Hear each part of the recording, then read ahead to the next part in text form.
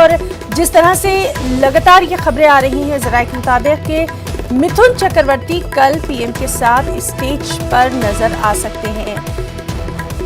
Brigade parade ground पर कल वज़ीर-ए-आज़म की ये रैली होने वाली है। जिस तरह से कुछ दिन पहले हमने देखा था कि उनकी मिथुन चक्रवर्ती की एक अहम मुलाकात हुई थी और उस मुलाकात के बाद लगातार ये क़यास-आराइयाँ की जा रही थी कि अब मिथुन चक्रवर्ती बाकायदा सियासत में अपना कदम जमाने की कोशिश करेंगे। वज़ीर-ए-आज़म नरेंद्र मोदी की कल कोलकाता में जो रैली है उससे पहले ही ये क़यास-आराइयाँ लगाई जा रही थी कि मोहन भागवत के साथ जिस तरह से मिथुन चक्रवर्ती की मुलाकात हुई थी, हालांकि मिथुन चक्रवर्ती ने बाद में ये कहा था कि ये खैर-सगाली की मुलाकात है, लेकिन क़यास-आराइयाँ तभी से थी कि इस बार बंगाल के चुनाव में मिथुन दा का जलवा भी देखने को मिल सकता है।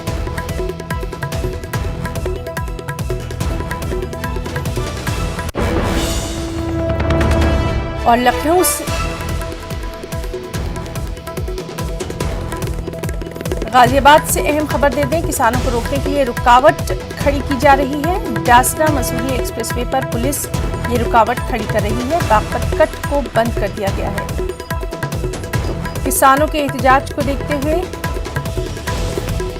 रुकावट खड़ी की जा रही है। डासना मसूरी एक्सप्रेसवे पर पुलिस रुकावट खड़ी कर रही है। बागपत कट को बंद किया गया है।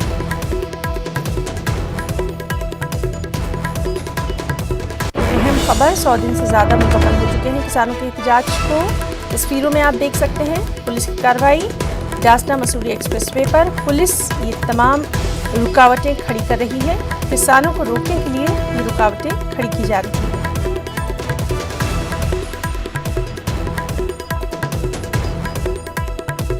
बागपत कट को बंद कर दिया गया है।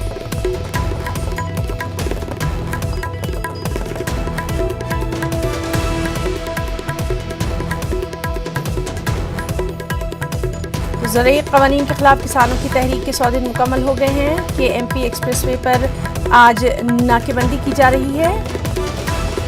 आपको बताएं कि बागपत, दादरी, डासना, ग्रेटर नोएडा में भी सड़कों पर बड़ी तादाद में किसान मौजूद हैं।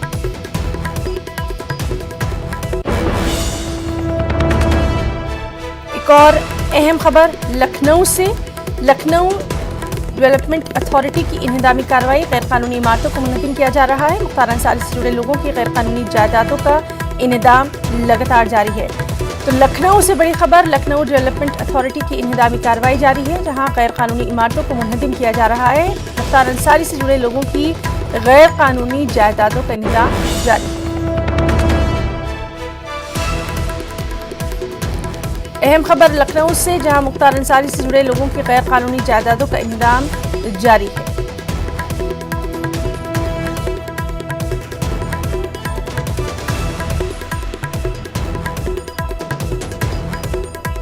खबरों में इतना ही। आदा।